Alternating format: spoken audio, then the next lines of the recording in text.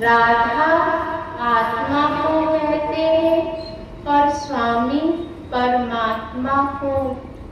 राधा और स्वामी दोनों नाम एक ही है। जब तक हम जानते नहीं तब तक अलग अलग, जब जान लेते हैं तो एक। किसी भी लड़की का विवाह लड़के से होता है, जब तक जानते नहीं अनजान, और जब जान लेते हैं तो पति पत्नी एक हो जाते हैं। आत्मा और परमात्मा का भी मिलन कुछ ऐसे ही है। जब तक हम जानते नहीं अनजान रहते हैं, और जब एक बार मिलन हो जाता है तो सिर्फ उसी की याद, उसी का सिमरन और उसी से ही प्रेम करने की याद रहती है। आत्मा और परमात्मा दोनों नाम एक ही हैं। जब जान लेता है व्यक्ति तो उसके लिए कुछ भी अलग नहीं है। परमात्मा को जानने के लिए हमें अपने अंतःकरण में जाना होगा।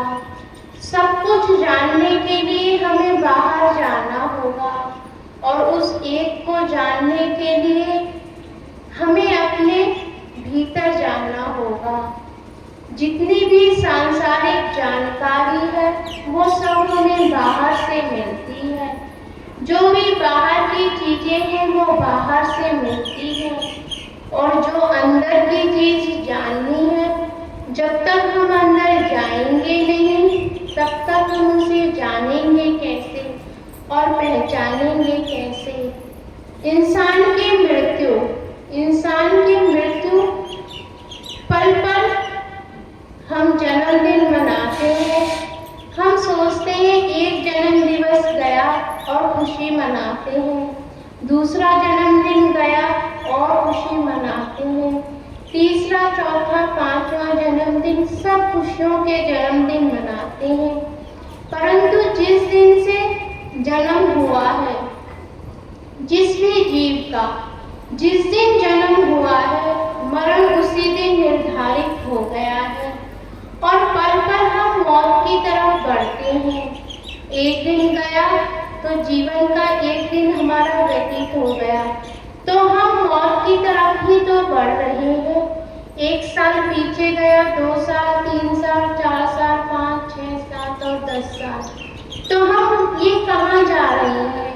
उस मौत की तरफ हम बढ़ ही तो रहे हैं, मगर हम उस मौत, उस मृत्यु और जन्म को हम जान नहीं पाते हैं। हम जन्म दिवस की खुशियां मनाते हैं। जन्म और मृत्यु क्या है? जन्म और मृत्यु हम समझे कि हम जन्म से ही, जिस भी जीव का जन्म जिस दिन से हुआ है, जिस भी पल उसका जन्म हुआ है, मृत्यु उसी दिन निर्धारित हो गई है।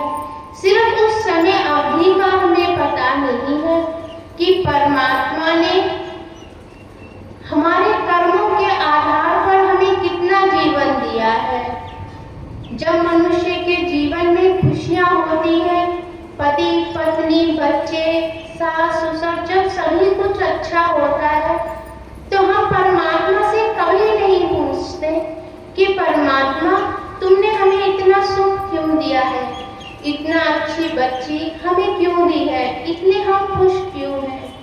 परंतु उसकी मृत्यु के पश्चात हम पूछते हैं हमारे ऐसे कौन से कर्म का फल है कि जो हमें ये दुख झेलने को मिला। बार बार हमारा प्रश्न परमात्मा से यही होता है कि वो कौन से कर्म थे जो हमें दुख मिला, परंतु ये कभी नहीं पूछते कि वो खुशियां मिली वो भी कर्म का आधार था, और जो ये दुख मिला ये भी हमारे कर्म का आधार है। क्योंकि हम साधारण मनुष्य हैं तो हम जान नहीं पाते, खुशियों में हम पूछना भूल जाते हैं कि इतनी खुशियां, इतना सुख, इतने अच्छे बच्चे, पति पत्नी, सभी कुछ, धन दौलत हमारे पास अपार है, तो फिर हमें इतनी खुशियां क्यों मिल रही है परमात्मा। परंतु एक दुख आने से हम परमात्मा से बार बार पूछते हैं ऐसा क्यों।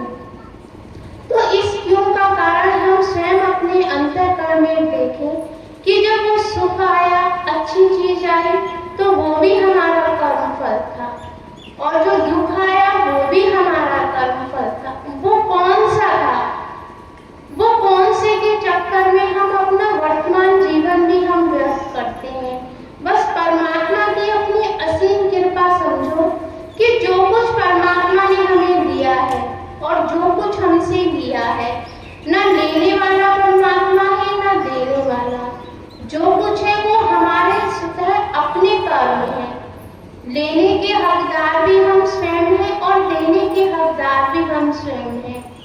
जिस प्रकार से आप अपने बच्चों के माता पिता हैं, तुम्हें उनके भविष्य के बारे में लिखने को दिया जाए तो आप अपने बच्चे के बारे में कैसा भविष्य लिखेंगे? प्रत्येक माता पिता आप अपने बच्चे के लिए उस लिखाई में, उस पन्ने में, उसके भविष्य में लिखेंगे कि मेरा बच्चा 5 साल बाद बीमार हो, मेरे बच्चे को बुखार आए, मेरा बच्चा किसी कारण से दुख हो, किसी को नहीं। अगर आपको अपने बच्चे का भविष्य लिखने को दिया जाए तो आप सबसे पहले पन्ने में लिखेंगे मेरा बच्चा हमेशा स्वस्थ रहे, उसको कभी दुख ना पहुंचे। फिर बाद में तो और अनेक बातें हैं कि अच्छी शादी हो, अच्छा घर हो, अच्छा पति पत्नी हो, सिर्फ अच्छा, गलत कुछ भी नहीं लिखोगे। तो सोचो, जैसे तुम अपने बच्चों के माता पिता हो और तुम्हारे हाथ में अपने बच्चे की कर्म लिखने की कलम दी जाए तो तुम उसमें कुछ गलत ना लिखोगे।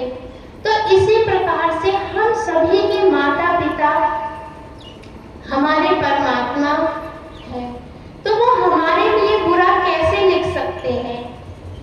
वो भी तो अच्छा लिखते हैं, फिर ये हमारे जीवन में बुरा क्यों होता है? क्या कारण है इसका? कारण है हमारे अपने स्वयं के कर्म। हम नहीं समझ पाते हैं कि हमने ना तो अपना पिछला जन्म देखा है, ना अपने आने वाला जन्म देखा है। सिर्फ वर्तमान जीवन में हम जो जी रहे हैं वही हम जानते हैं कि हमारा जन्म जब से हुआ है और हम बड़े हुए हैं, समझ आई है, तब से हमने अपने जीवन में क्या क्या अच्छा और क्या क्या बुरा किया है। पिछला जन्म हमारा कैसा था और हमारे कर्म आधार पे हमारा अगला जन्म कैसा होगा, हम कुछ नहीं जानते हैं। एक उदाहरण से समझें, यदि आपको एक किताब दे दी जाए और उस किताब को आपको पढ़ने के लिए दिया जाए, या कोई आपको एक नाटक, सीरियल या कोई फिल्म दे दी जाए और आप उसको 3 घंटे तक देखें, तो आप उसके एंड तक निर्णय निकाल लेंगे इसमें कौन कौन से पात्र की अच्छाइयां हैं, कौन कौन से इस नाटक में कौन कौन से गलत पात्र हैं, कौन नायक है और कौन खलनायक है, किसके साथ अच्छा होना चाहिए था, किसके साथ बुरा होना चाहिए था। यदि तुमने वो कहानी शुरू से पढ़ी है और आखिरी तक और तुम्हें निर्णय के लिए बताया जाए तो तुम सही निर्णय निकाल लोगे कि इस पूरी कहानी में कौन से अच्छे पात्र थे, किनका अच्छा कार्य था और किनका गलत। और यदि उसी कहानी में से आपको एक पन्ना फाड़ के दे दिया जाए और उस पन्ने को तो चाहे तुम 10 बार पढ़ो, ना तो तुम्हें उस पन्ने को पढ़ने के बाद निर्णय निकाल पाओगे कि इस पात्र की पहले क्या अच्छाई थी, और एक पन्ने से तुम कैसे बता पाओगे कि इसमें नायक कौन है और खलनायक कौन है, किसकी अच्छी बातें हैं, किसने गलत किया है, किसने अच्छा।